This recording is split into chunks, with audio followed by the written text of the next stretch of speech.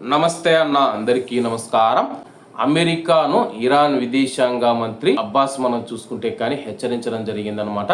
4 వారాల నుంచి అంటే దాదాపు నెల రోజుల పైన మనం చూసుకుంటే కానీ కాల్పుల విరమణ ఒప్పందం అమల్లో ఉందని చెప్పేసి మళ్ళీ అమెరికా ఆ యొక్క కాల్పుల విరమణ ఒప్పందాన్ని రద్దు చేసే విధంగా కానీ లేకపోతే ఉల్లంఘించడం వంటివి చేస్తే కానీ తీవ్ర పరిణామాలు ఉంటాయని చెప్పేసి 4 వారాల పాటు స్థిరంగా ఉన్న కాల్పుల విరమణ ఒప్పందాన్ని పరీక్షించేలా ఇరాన్ వరుస దాడులు జరిపిన అనంతరం తిరిగి యుద్ధంలోకి దిగడం పైన ఇరాన్ విదేశాంగ మంత్రి అమెరికాను హెచ్చరించడం జరిగింది.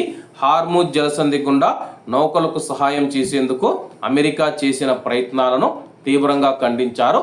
ప్రస్తుతం ఇరాన్ మరియు అమెరికా మధ్య చర్చలు జరుగుతూ ఉన్నాయి.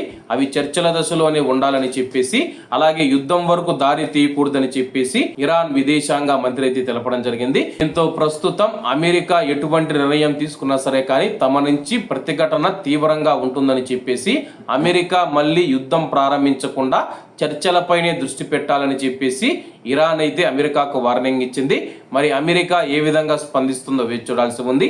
ఏది ఏమైనా సరే కానీ ఈ యొక్క కాల్పుల విరమణ ఒప్పందం మరిన్ని రోజులు కొనసాగుతూ ఉంది, నిరవధికంగా కొనసాగుతుందని చెప్పి అమెరికా ప్రకటించింది.